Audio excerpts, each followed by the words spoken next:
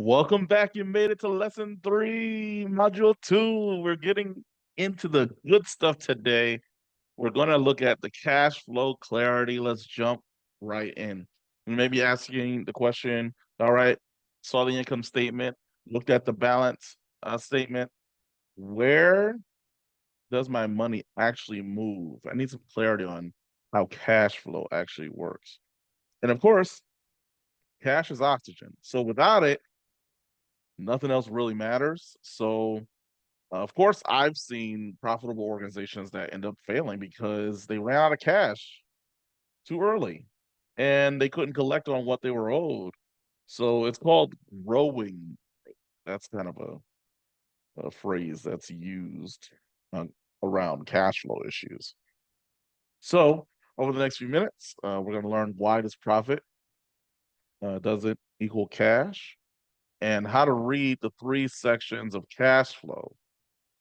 And then we'll learn how to forecast and manage the cash that we have and find the warning signs of the cash flow problems. Again, cash is the air you breathe in business.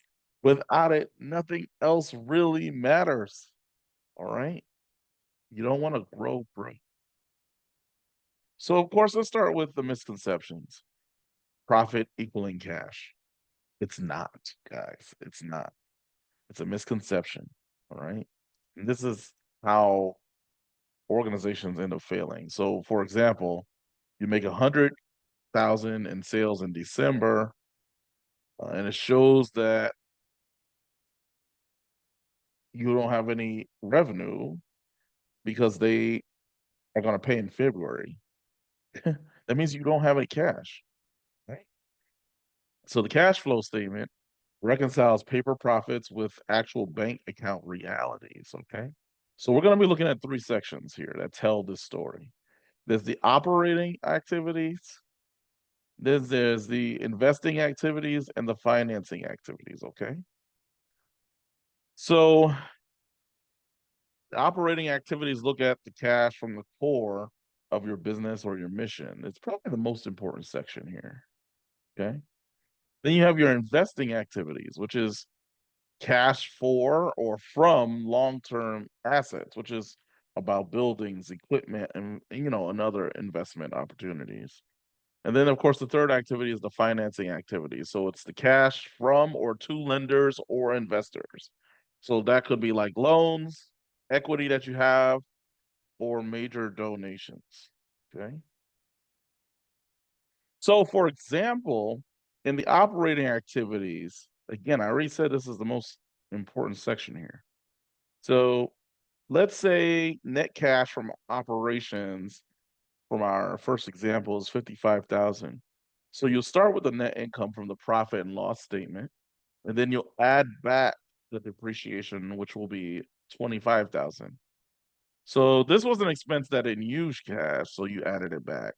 So you would then subtract the increase in the receivables, which is the negative 30,000. And you made sales, but you didn't end up collecting on it. So as a result, your cash decreased. And then you wanted to add on the payables, which is 10,000. So that means you incurred expenses, but you didn't pay. So you actually preserved the cash that was left on hand, which left you with the operating cash flow of 55,000. So the critical insight on that example is that the net income was 50K, but the operating cash was 55K. So what you're looking for here is, was it positive operating cash flow, which means it was healthy, or are you looking at a negative operating cash flow, which is a warning sign? So if the negative persists, you are burning cash to operate. All right. So then you look at the second session, and of course, you have all of these activities and materials in the module where you can download the PDF. And the second example is highlighting investing opportunities. So it's 3 parts. You have your purchase equipment, which is 75,000. Then you'll sell an old vehicle that you have, which is 5,000. So that's positive. And then you have the net cash from the investing, which brings things to a negative 70,000.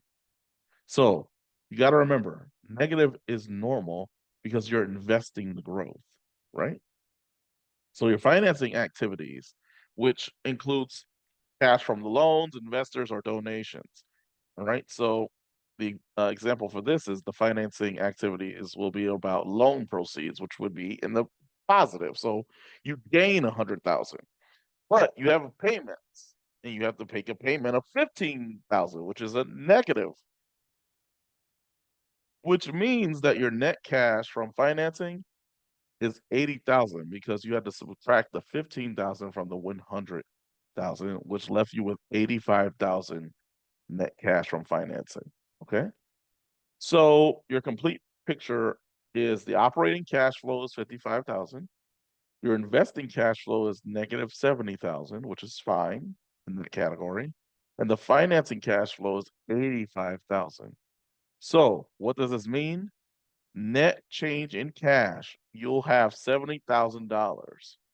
You started with 125,000 and you're ending with 195,000. So with this analysis, you generated operating cash and invested in equipment, and then you took out a loan, which made the net result the cash increasing to 70,000. All right. So what are some warning signs? So the cash flow red flags are the negative operating cash flow. Okay. If your collections are slowing down, or if the cash is declining, or if you're using credit lines heavily, there's some solutions to that, which means accelerate how you're getting cash, right? Or you can slow down how cash is leaving your organization. Or you can build reserves and target 3 to 6 months of operating expenses and automate the monthly reserve contributions. And then, of course, restrict it to true emergencies. So, in closing, profit doesn't equal cash. Operating cash flow reveals sustainability. And then the three sections right here tell you the complete story. Okay. So, I have a homework assignment for you. I want you to create a 13-week cash flow forecast, identify the lowest cash point, and you'll have access to the worksheet and the action plan in this module. So go on ahead, go to lesson 4. Let's keep going. We're almost there.